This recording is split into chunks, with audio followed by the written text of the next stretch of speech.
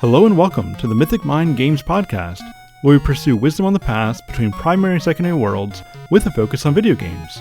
I'm Dr. Andrew Snyder, and I'm glad that you're here.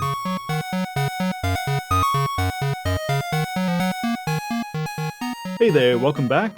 Today I'm joined by Ian Miller to wrap up our Knights of the Old Republic series with Star Wars: The Old Republic, the MMO that came as something of a sequel to Knights of the Old Republic 1 and 2. Now, as we discuss, this is a game that I mostly played many years ago.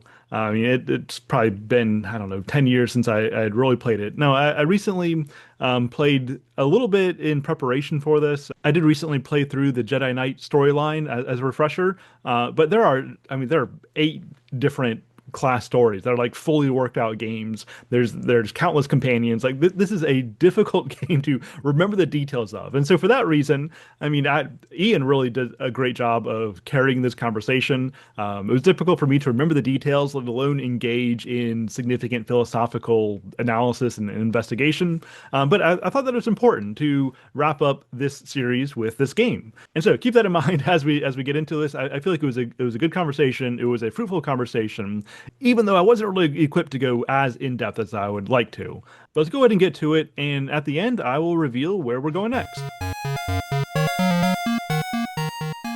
All right, well, welcome back to Mythic Mind Games as we wrap up this series on the Old Republic. This is a game that perhaps is less familiar to many of the listeners versus the first two games, the KOTOR 1 and KOTOR 2. But I thought that it's important to kind of round things out here. Although I should say that I played through this game quite a bit years ago. Went through all the class stories, which that alone is basically like 8 more KOTOR games, with how in depth and just well written these various class stories are. Now, for that same reason, it makes it a little bit difficult to remember years later what's happening in each story. But I think that this is significant enough. It has enough staying power that I think this is going to be a good conversation. Joined here by Ian, who I think is the only other member of our fellowship who's played this game. And so I look forward to seeing what he has to say about this. In fact, maybe that's just where we'll start. Just tell us generally about your experience with the game, how long you've been playing. Kind of wherever you want to start off with your own relationship with this game. Yeah, so I played KOTOR 2 in college, and then I played KOTOR 1 in between college and grad school. And that was around 2008, 2009.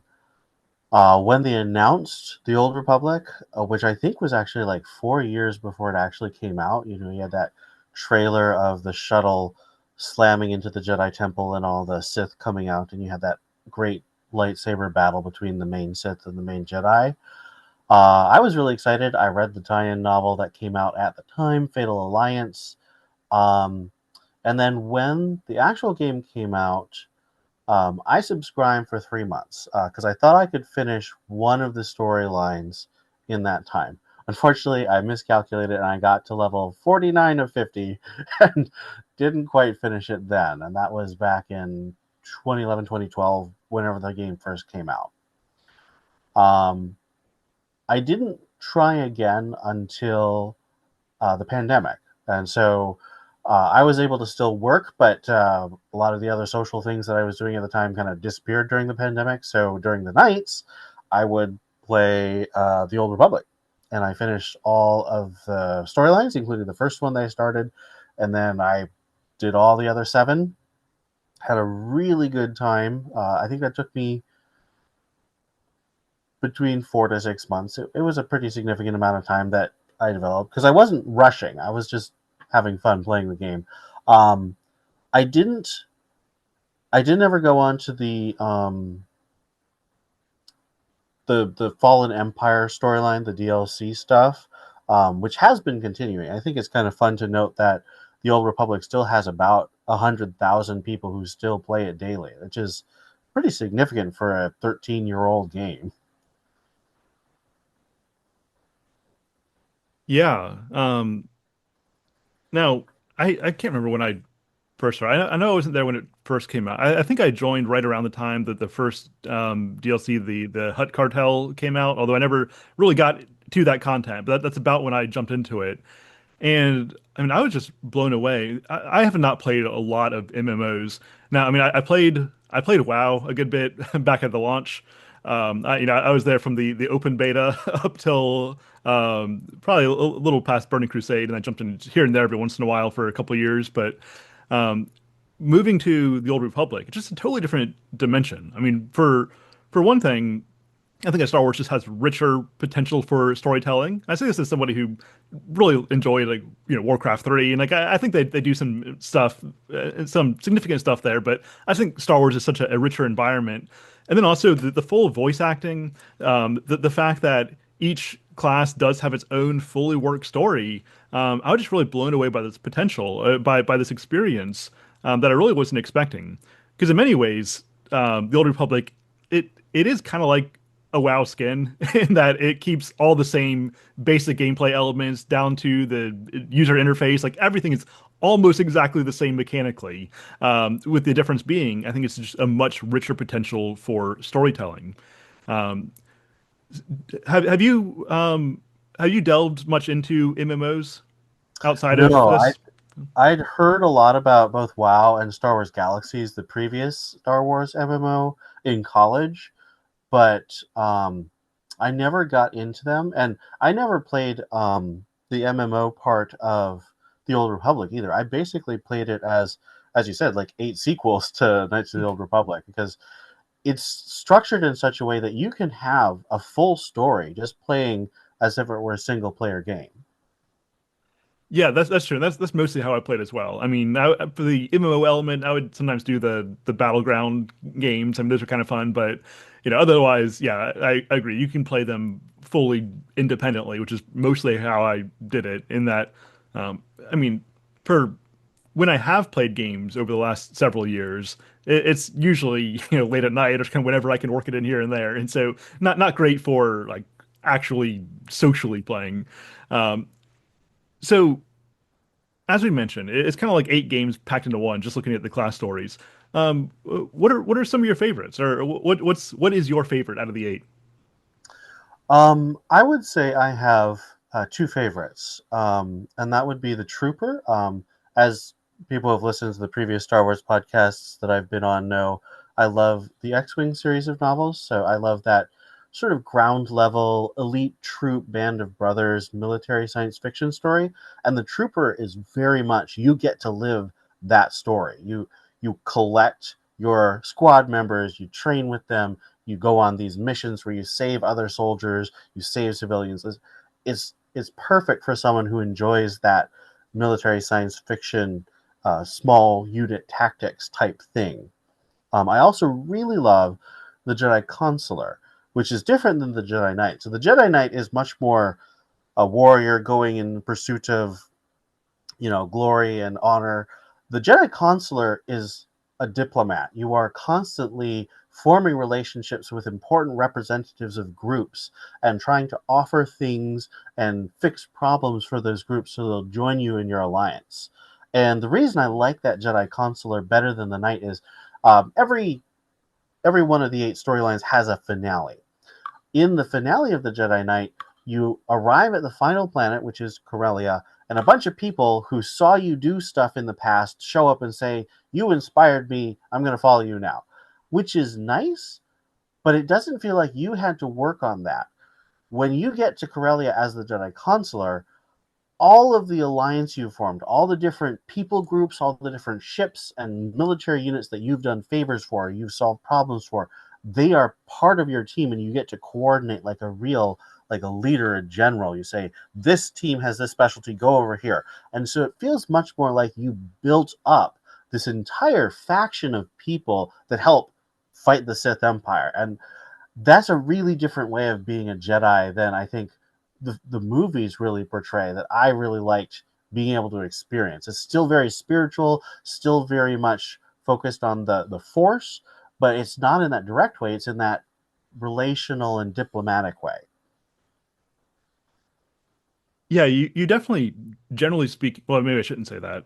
In this game in particular, I suppose, with the Jedi storylines, it definitely is a lot more engaged than the general detachment that you see in in the movies. At least that's at least your player is. I mean, I guess it'd be kind of boring if you weren't.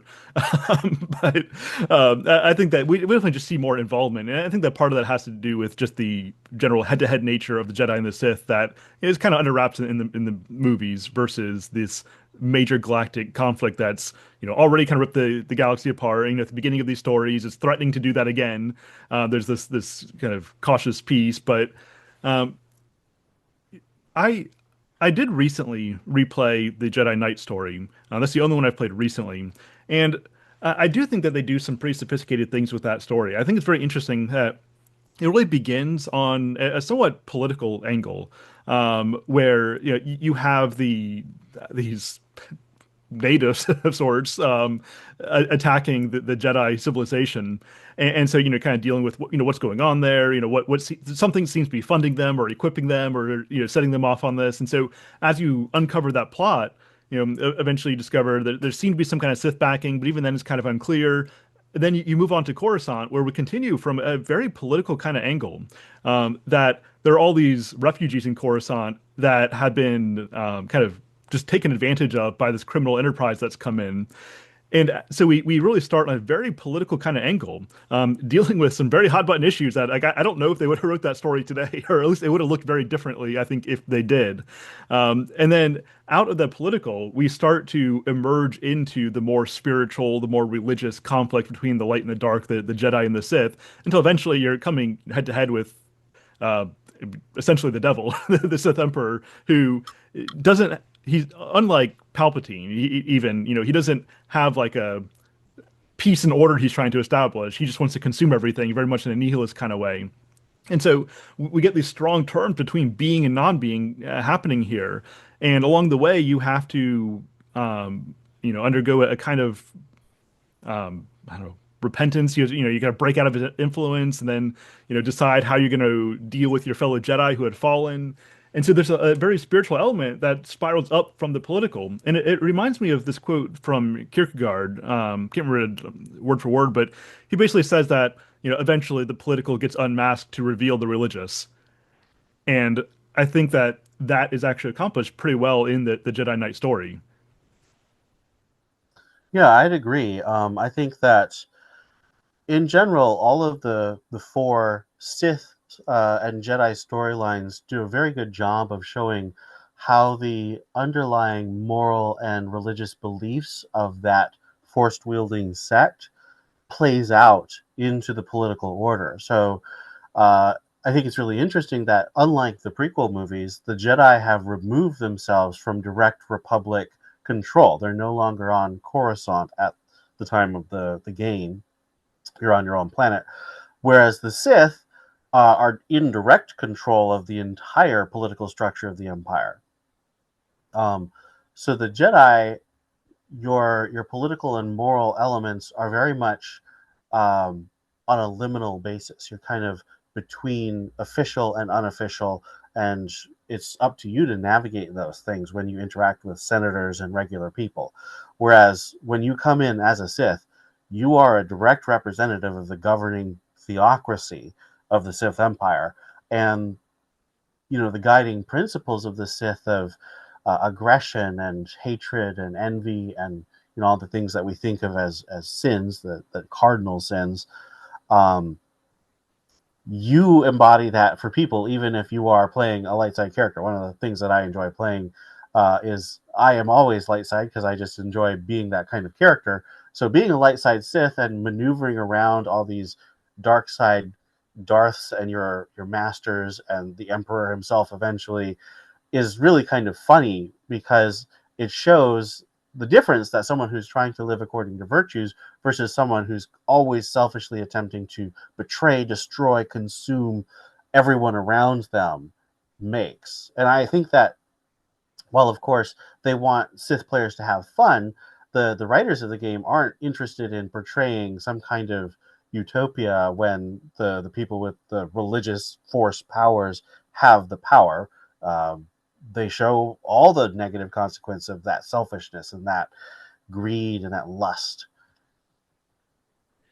Yeah, it is interesting playing the opposite of alignment of what's natural. I mean, especially if you're playing like a light side Sith, because on one hand, that play style means that you're maintaining a certain kind of honor, that you're not just consumed by what's going to give me the dark side points. What's the I'm going to kick a puppy just because it's there. Like it's more of you're more rational in what you're doing, even though you're still working for an evil empire.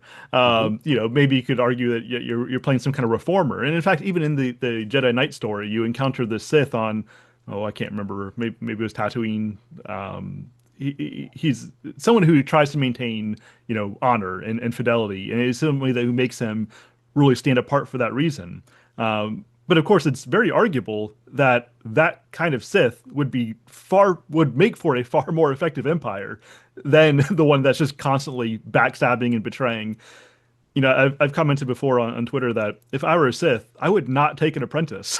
Like, No, what's the because you're upside? training the guy who's going to kill you. Right. I don't understand the upside. I suppose that it's just a demonstration of the irrationality of evil, which like whenever you have a villain who just wants to destroy everything, that seems kind of cliche. People will, kind of turn away from that, thinking that it's just, we need someone that we can really relate to. But at the same time, I think that's actually a pretty solid representation of what actual evil is. If you could get as close as you can get to absolute evil, it's just destroying everything, just because we hate goodness. And so I guess that is something that the Sith had going for him. Well, I would Um, argue that we've got several of what I would consider death cults in today's political movement. Um, Certain types, I don't want to say all types, but certain types of environmentalism very much want basically human extinction. Certain types of philosophy are like existence is suffering, and the goal of humanity should be to end suffering. So we should end human existence because then we'll end suffering. Like that's almost literally what the Sith Emperor and Kreia and KOTOR 2 want is this end of existence because their own life is so much pain, or they perceive it to be so much pain. So yeah, I think there and is some realism in that kind of villain, really. yeah, you're exactly right. And ultimately, taking a very Augustinian framework, as I tend to do, I mean that's behind all forms of evil. That even more palatable evils than we want the elimination of humanity. It comes down to valuing lesser goods over the higher goods. And in valuing lesser goods, we're turning away from the font of goodness. We're turning away from the source of being toward non-being. It's a very Platonic Augustinian way of viewing things, but I think that's true. And so whether we go all the way to we just want to eliminate existence to I prefer lesser forms of existence over the greater, it's moving in the same trajectory. And so I do think that these great world destroying villains are telling something real about certain elements of contemporary philosophy and politics, as well as just something real about the reality of all sin, even the more palatable and relatable ones to most of us. I'm actually very much okay with the irrationality of the Sith as a storytelling element. Um, now, um, you say you always play light side, whether you're Republic or Empire. Um, now, maybe this gets us. We've addressed this a little bit in previous conversations, but um, what would you say about somebody who enjoys playing the dark side? Does that Well, reveal something about the character? Is it play style? Like, what do you think? I think there's a really good article I found when I was prepping for this episode called "A Moral Galaxy: War and Suffering in Star Wars: The Old Republic" by Dr. Robert Garassi and Nat Racine, that addresses this very question. And they said that someone who chooses the negative or vicious or sinful play style or pattern is there's no demonstrated correlation between that and sociopathic or cruel behavior in real life.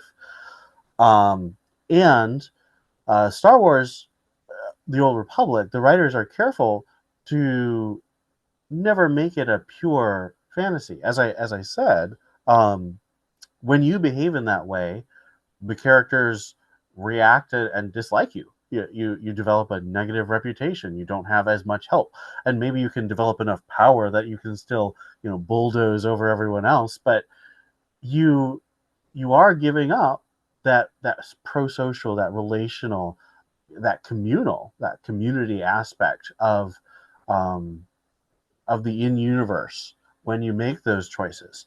So I think that it is not something that you can just say, oh, yes, this person loved shooting people in Call of Duty, therefore they're going to be a school shooter, as is so often the common narrative.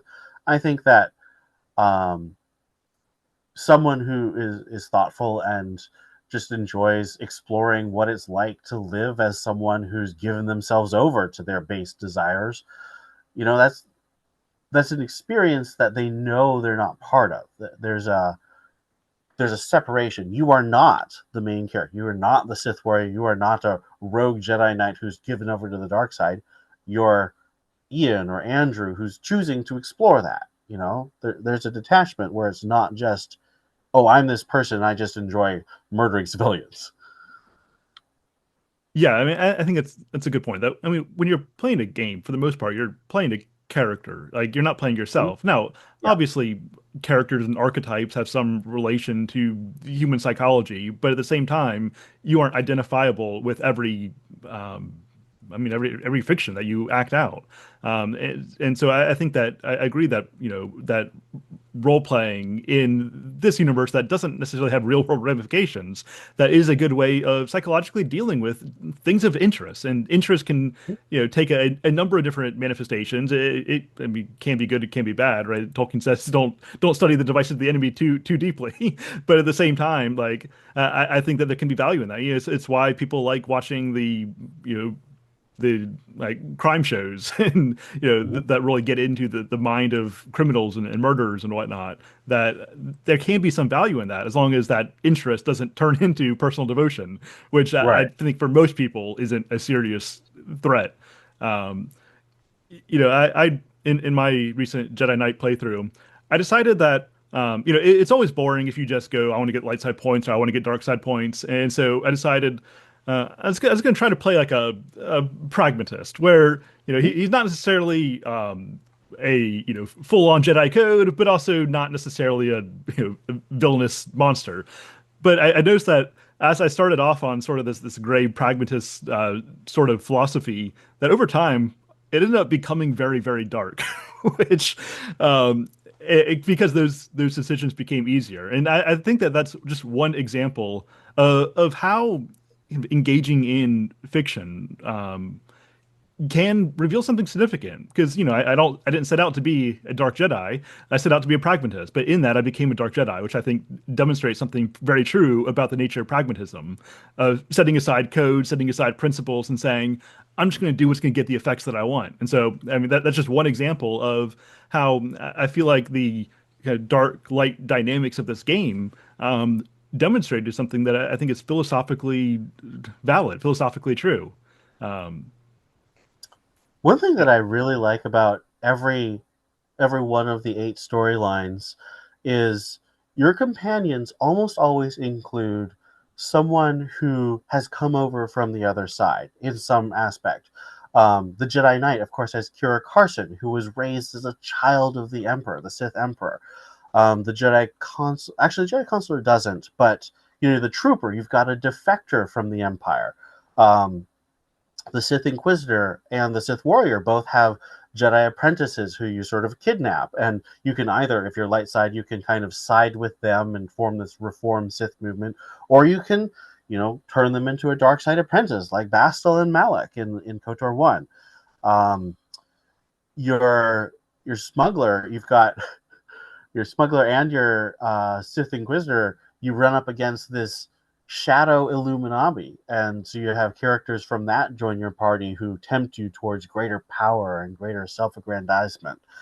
Um, it's fascinating how your party is designed to allow you to go in any direction, so you'll always have a character who you can hang out with and have a strong bond with, whether you choose to go towards the light side or the dark side on any faction. You've got your scoundrels, your Sith converts, your Jedi converts, your traitors, your double agents. It's just really well constructed how no class story is designed to funnel you along and just be a good partisan. There's always someone who's a little voice in your head, sort of like Kreia, like, what are the consequences of this action? Are you really serving the best interest of yourself, or is this just a facade that you've put up to please the people around you? Yeah, that's a good point. There are very interesting character dynamics. Now, I will say from a gameplay angle, I don't really like that at some point. If I remember correctly, I don't think this was always the case, but at some point they made it so every companion can serve every role of, fighter, healer, tank, which just I don't know. I like when you have to specialize, but nonetheless, that you do have this whole cast of characters that you can choose from. And I will say that generally speaking, they've really, I don't know if this is only for the like 1 to 60 level of content or not, but that they really emphasize the story element. Like the game itself is not difficult. It's actually incredibly easy for the most part, at least in my experience. And all the companions, you can make them play any role because there really is this emphasis on the story that's being told, whether that be the plot of your class or even just the interpersonal story. And so, in many ways, it is a different game depending on what companions you're taking and what conversations that you have on a regular basis. And I think that you illustrated well that just that different dynamic of the different voices that are in your head, so to speak. And I do think that that's interesting. Um, um, I guess I should mention another fan favorite story, which is the Sith the Imperial operative or agent, right? Imperial agent. Yep. That's a really fun one.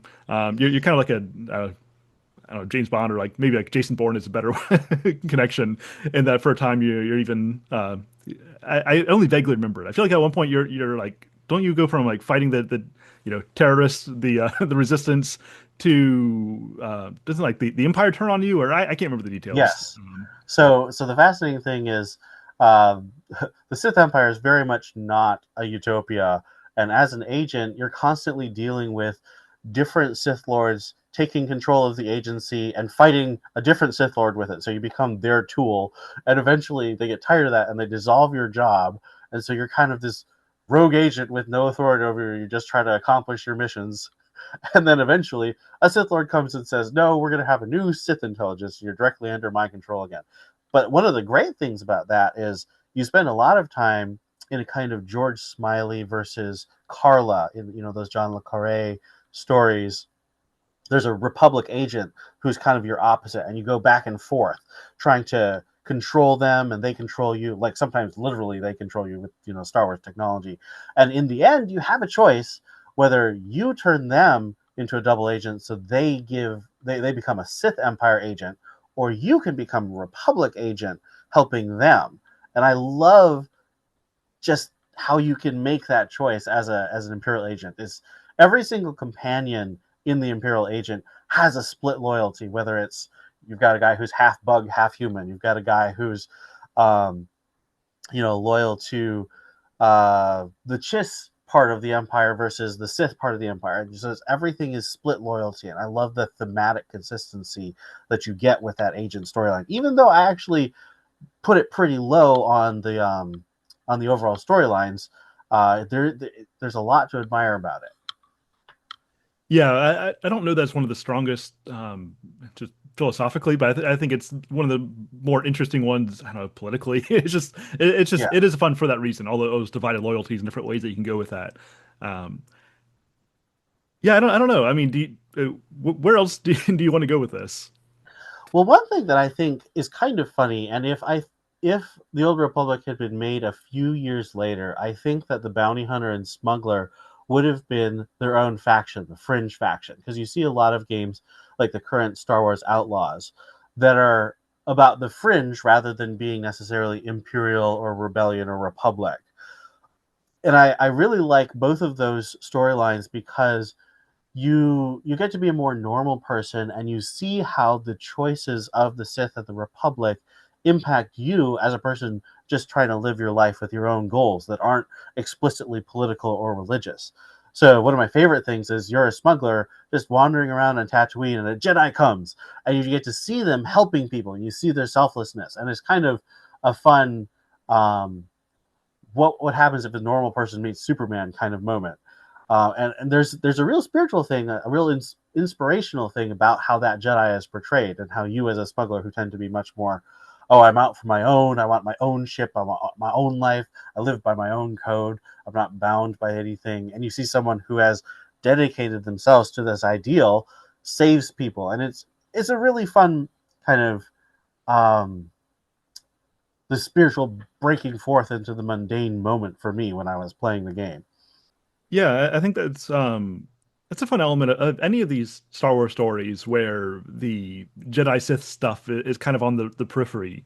Whether we're talking about, your, I don't know, Rogue One, or even your Solo, where Darth Maul shows up at the end. It's like, these major force powers are kind of on the sidelines. It makes them more significant when they do show up.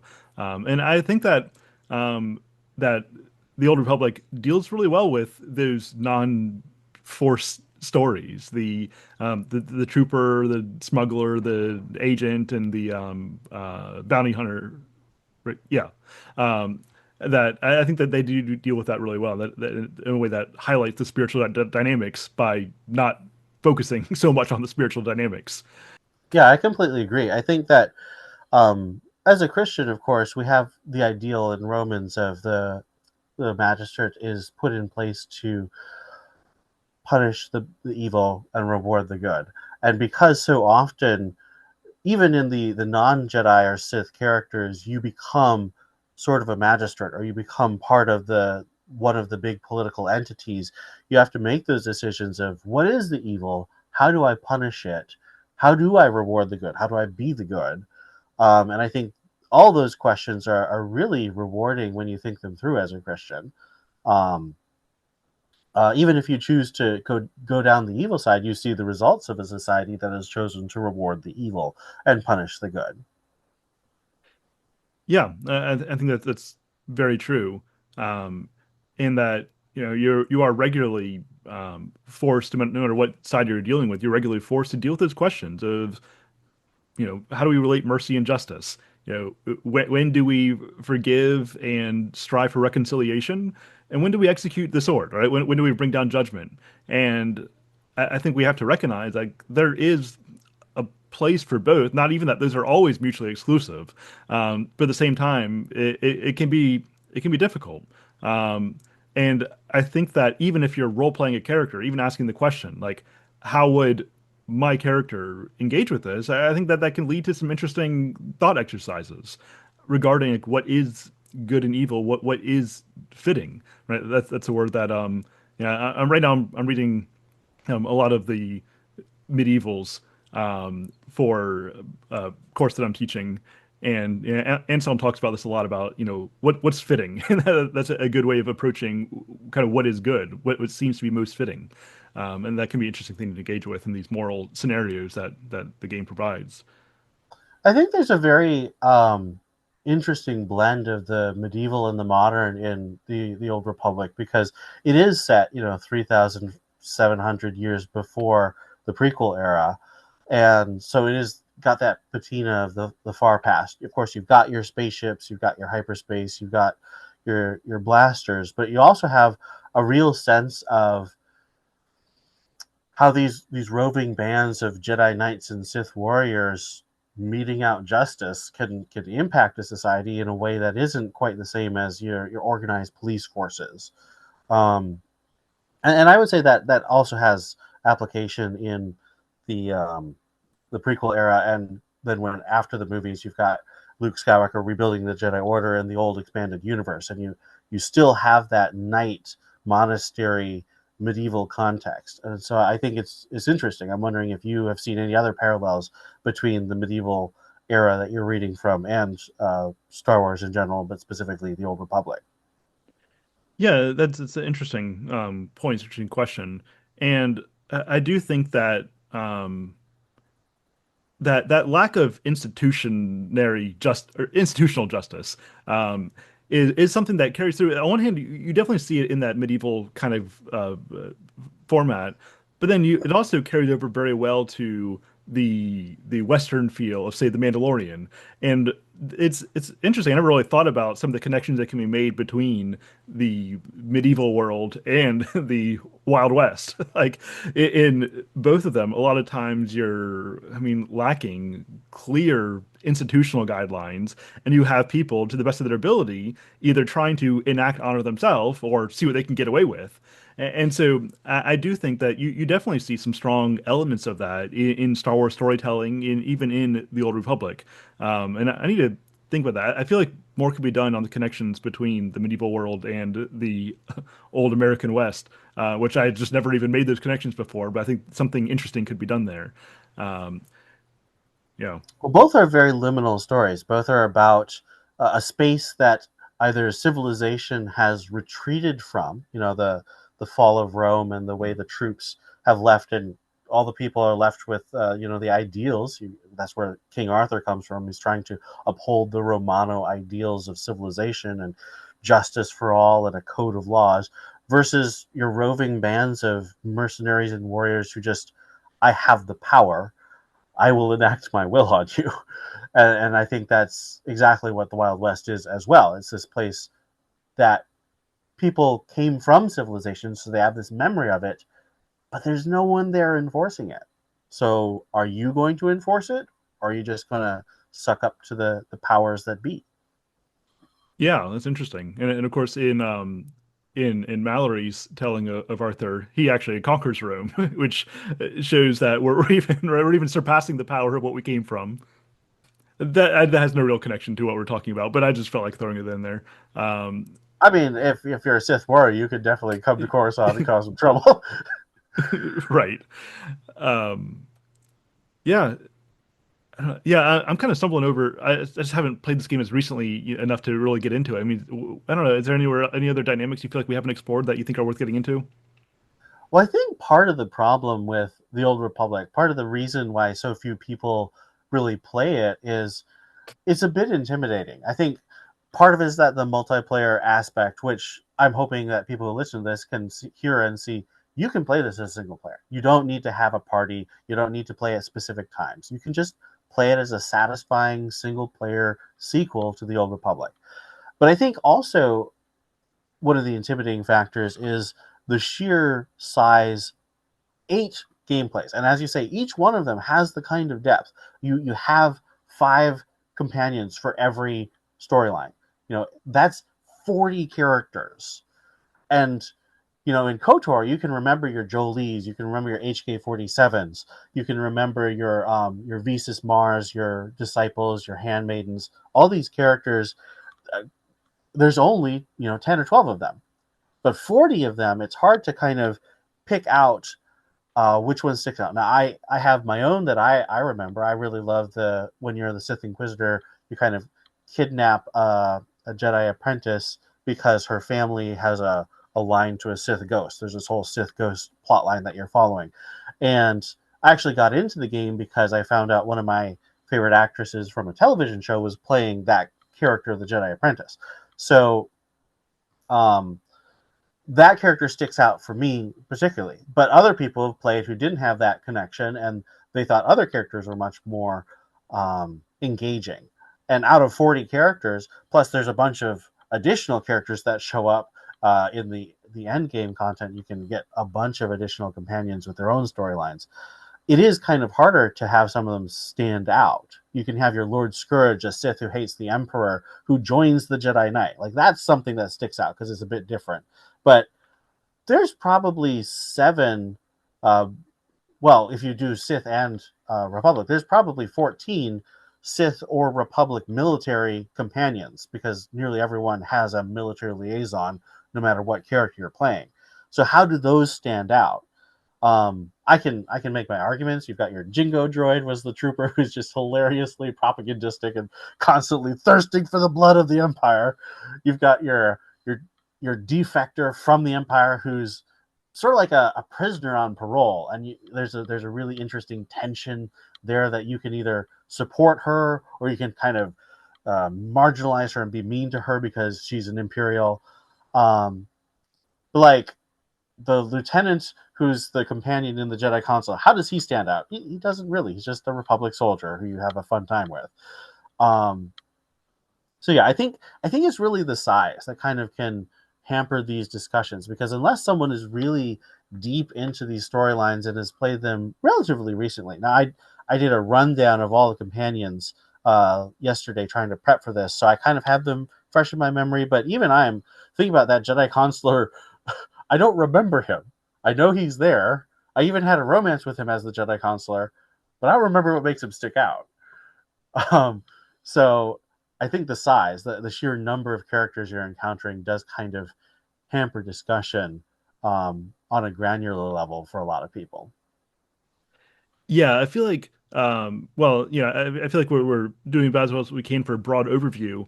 I feel like that, to really give this its due, you need, well, like 8 episodes, right? Where Yes, you one for each really storyline. have, right, where you've recently played through or at least reviewed each storyline, go through each of them individually, and, they're capable of doing that.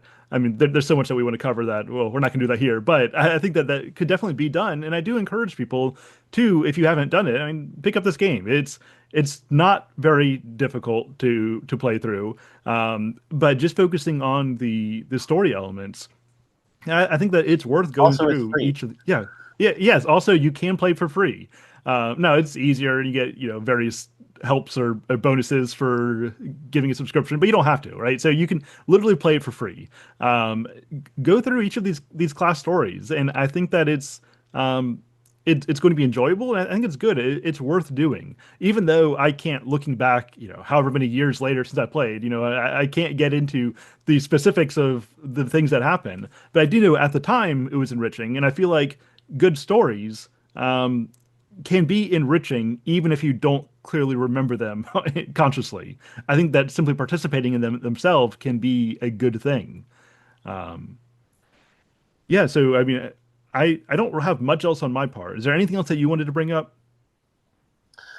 Um, I I would really put in a plug for those non Jedi, non Sith storylines. I think that they really do have a lot of value in fleshing out the world and giving you additional moral perspectives. You've got your Mandalorian perspective, you've got your secret Illuminati perspective, you got the perspective of someone who's kind of crushed down by Sith bureaucracy and Sith ambition.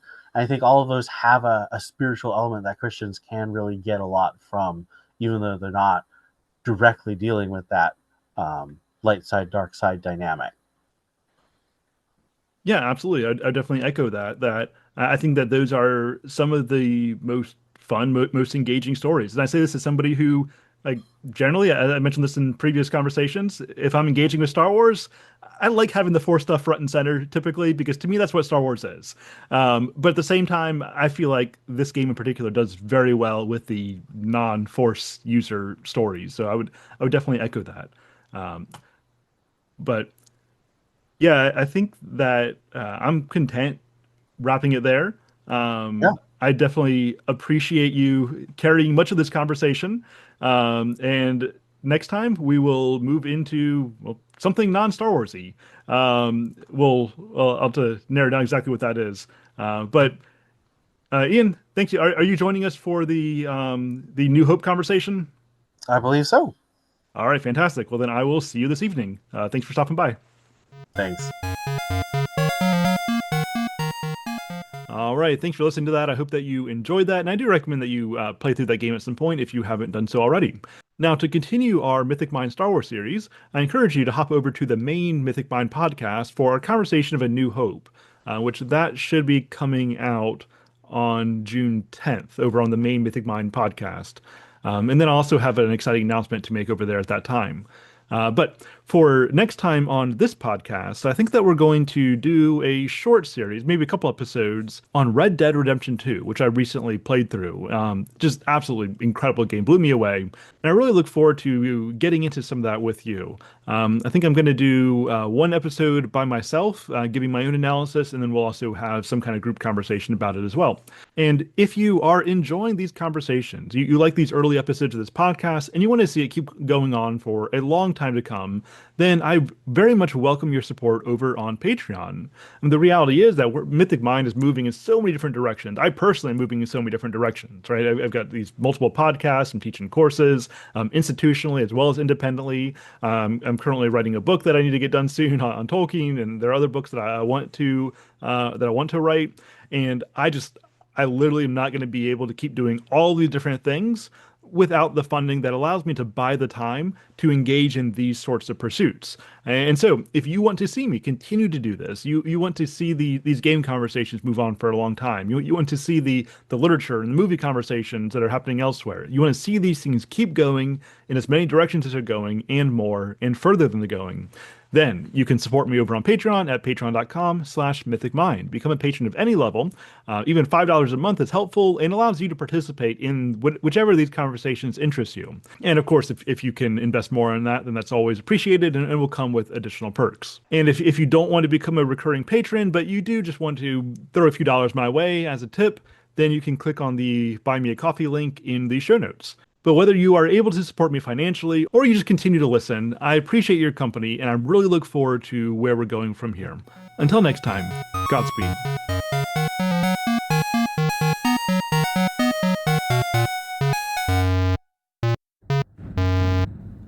The Elder Scrolls in Philosophy, a 6-week course beginning in September 2025. I don't play many video games these days, but there are certain titles that have stuck with me, enchanting the mind of my youth and never entirely fading away. One of the chiefs among these titles is the Elder Scrolls, namely Morrowind, Oblivion, and Skyrim. The level of artistry, mythology, and lore of this universe is vast, and provides a strong representative for asking the question as to how video games might relate to literature as an art form. Where might it rise to such a level?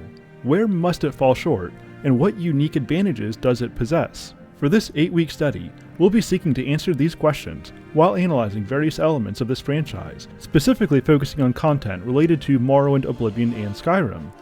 We'll be taking a look at the philosophy of RPGs and considering the philosophical implications of character creation and formation in an open-ended series such as this. And we'll be looking at the relationship between in-game, religion, lore, and ideas with our primary world, philosophical, and religious concepts. Each week will include 1 to 2 videos addressing these topics, ongoing Discord conversations, and live meetings. You are also encouraged to spend at least a little time playing one of these titles each week as a launching pad for conversation. Join us in Tamriel that we might better understand our primary life here on Mundus. Enroll today by going to patreon.com/mythicmind and checking out the shop. Or you can access all courses that begin during your subscription period if you purchase a Tier 3 annual subscription. Get that Tier 3 annual subscription and I'll give you that special code for your all-access pass. I hope to see you there.